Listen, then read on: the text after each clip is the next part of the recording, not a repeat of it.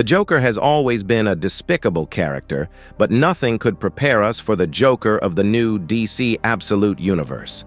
This version has crossed all boundaries and is apparently draining babies to restore his vitality and become immortal.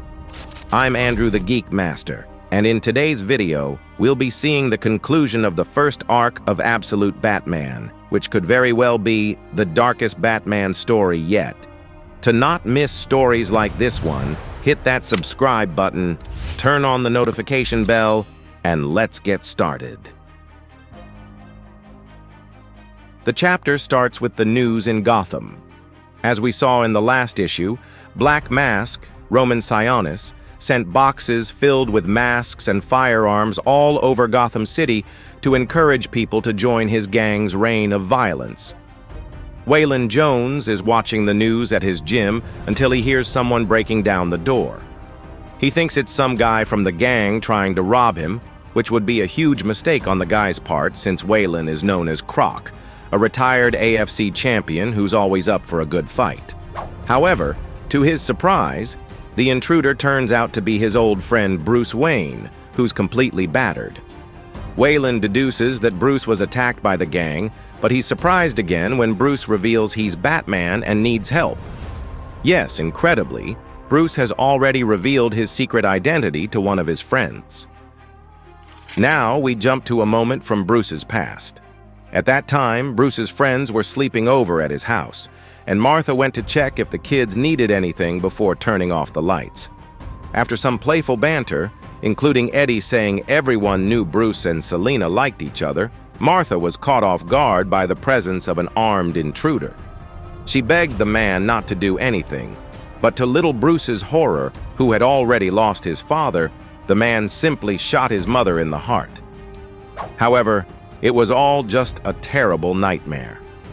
Little Bruce woke up in the middle of the night, desperate. After his father's death, he lived in constant fear of losing his mother as well, so that night he slept on the couch in her arms. Then we return to the present. The streets of Gotham are descending into chaos, and Martha and Gordon, who are on the street, see one of the boxes that Black Mask sent. When Martha puts on the mask, she sees the vast sums of money Black Mask is offering for people to rob, start fires, and even kill others. But the worst part is that there are some specific targets. For example, anyone who kills James Gordon, the city's mayor, will earn $1 million.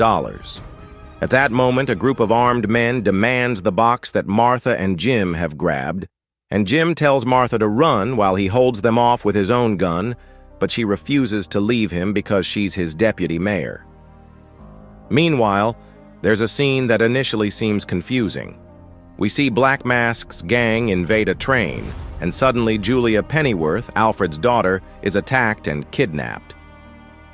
Now we return to Bruce, who's on a plane and has just revealed his secret identity to all his friends. Oswald Cobblepot, who's flying the plane, is absolutely furious that Bruce kept this secret from him. And not just him. Waylon wants to punch Bruce, Harvey wants to arrest him, Eddie says he's known about it for a long time, and everyone agrees that when Selina finds out, she's going to find it really sexy. But despite the anger, here's Ozzy helping his friend. As we saw in previous issues, Eddie's Riddler system determined that Black Mask's network was too big to take down, but Gotham's local servers could be destroyed. So Bruce jumps out of the plane to land on Ionis's yacht and blow up one of the servers.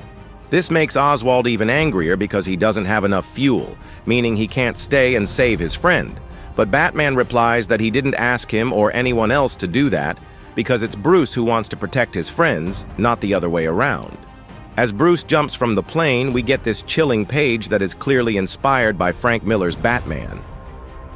Well, Bruce lands on the yacht, crashing directly onto Sionis's DJ, that purple-skinned guy.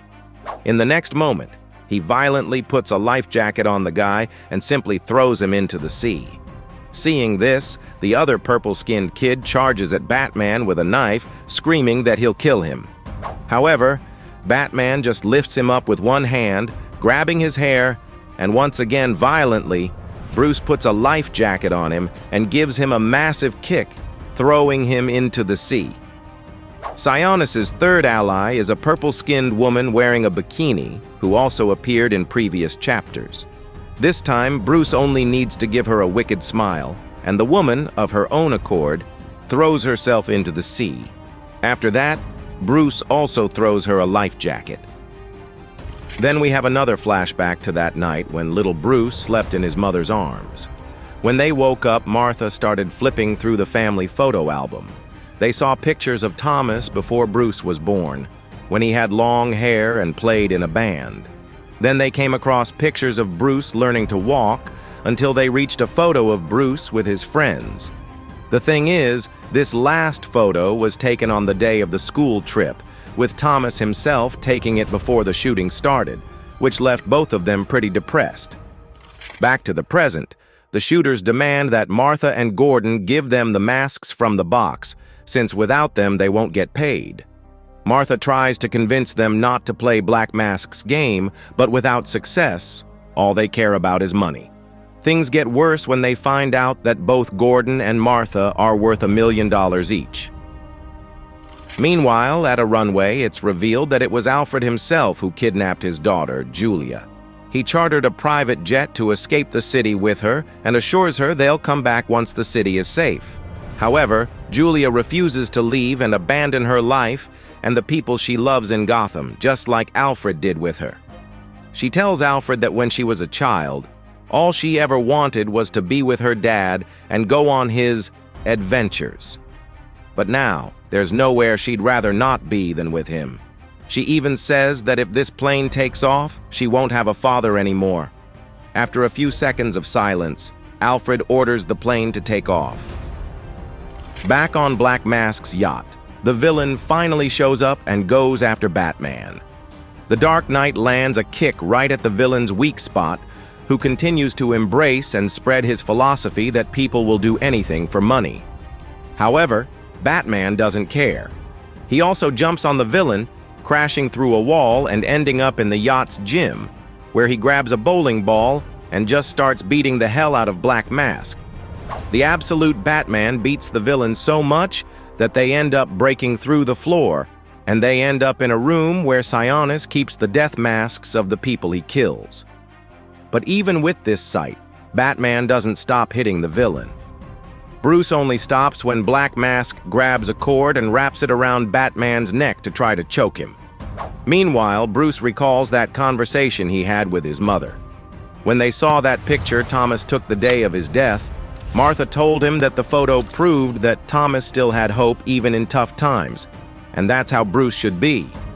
In the present, Black Mask continues taunting Batman, claiming that he enjoys the fact that Batman resists until the end, thinking he can still win.